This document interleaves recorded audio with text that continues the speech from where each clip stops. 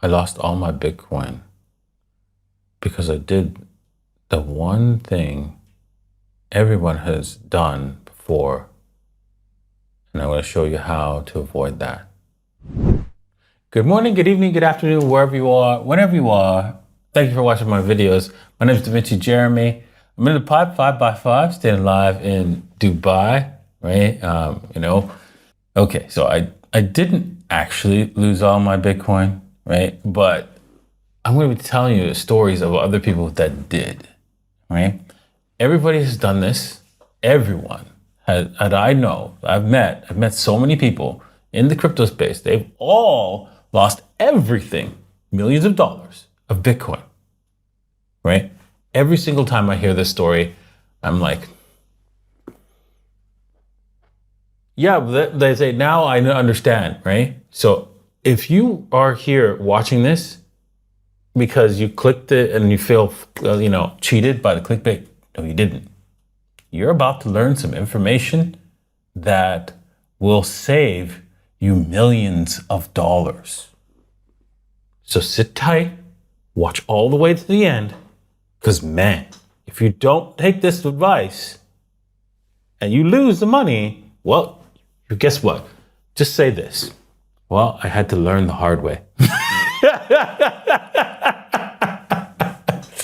Okay, let's get on with it. Okay, so if you want to join my private group and learn some information about what is going on in the crypto space, you could do so by heading over to TOOBIT and signing up, depositing just $100, and yeah, you can join the private group for 1 month. Okay, so this is the question I got multiple times in the last little while, and I have to point out what the situation.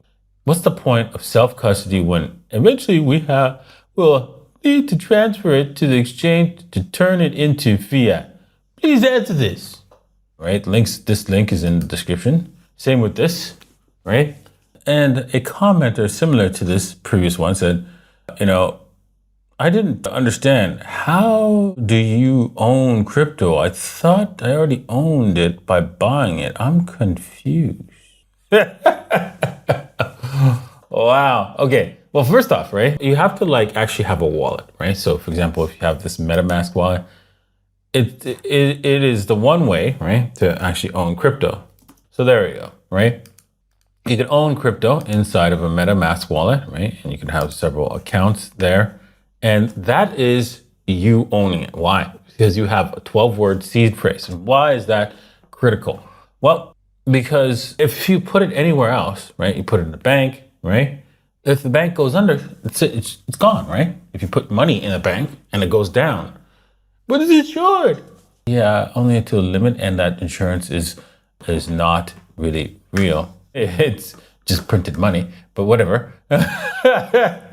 And then they will let some banks fail eventually, right? So that's how you take possession of it, right? You take possession of it by, putting in MetaMask or BitPay, or you use Trezor wallet, which is a hardware wallet, but you don't have to do that right away. A hardware wallet's a little bit more complicated. And you're like, okay, but I don't want to do that because, it's too much work. Okay, no problem, right? But this is why many people have lost their crypto, because 3 Hours Capital, they promised them huge return, and now all that money, everybody who's lost that money is like, yeah, I can't get that money back. The most famous one is MTGOX, which I told you guys a long time ago to get out, and you can read this story here. But MTGOX, it was the first exchange, and it was clear that it was going down. And people didn't believe it, and they lost all their money. They're still waiting. People are still waiting more than 10 years ago for their money.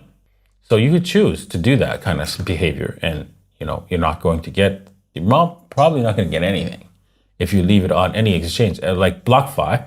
BLOCKFI, yes, I know. I did support BLOCKFI, but I knew full well that if there was a tail risk event, right?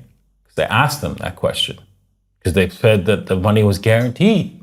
I'm like, okay, there's no such thing as a guarantee. even if you guys do all the safety precautions, there is something right out there that will cause you to collapse. And I asked, is it tail risk? Meaning that if the market does something outside of the norms. And they said yes. And I'm like, okay, there it is. That's your risk.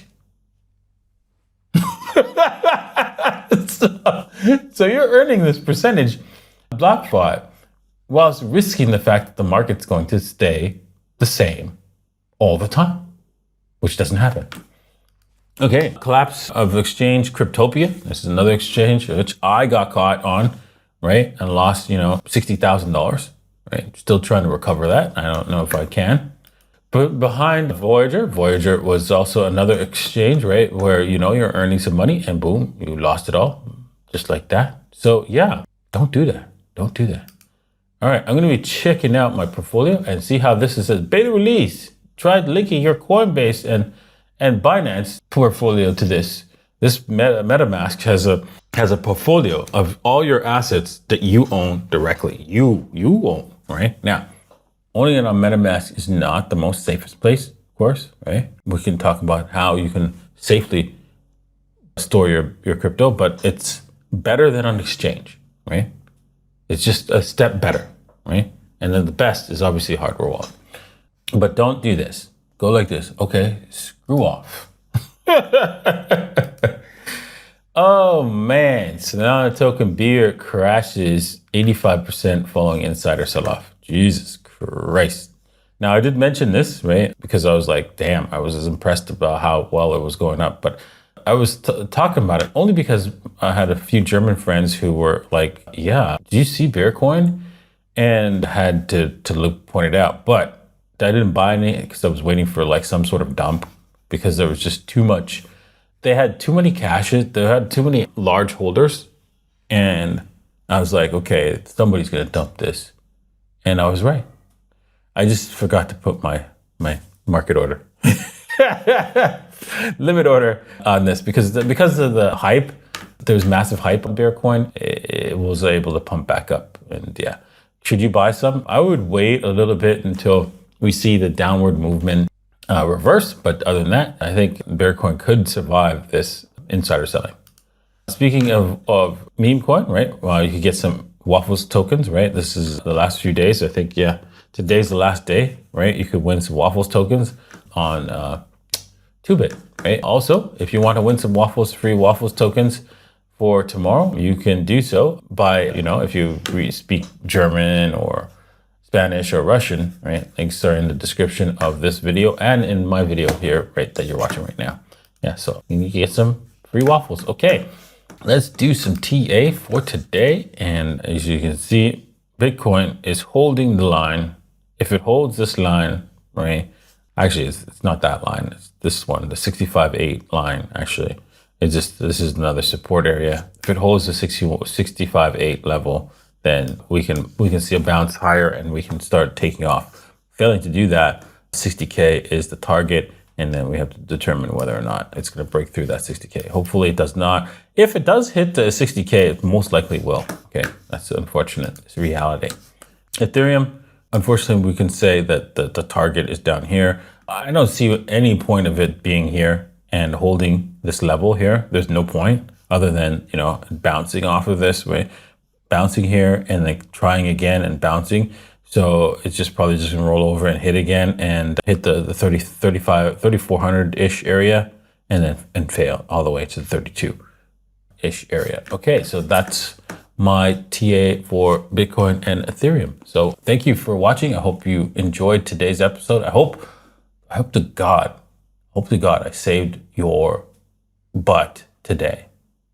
This was the objective of today's video because Chris has done it, Carl has done it, Maurizio, Mr. M's done it.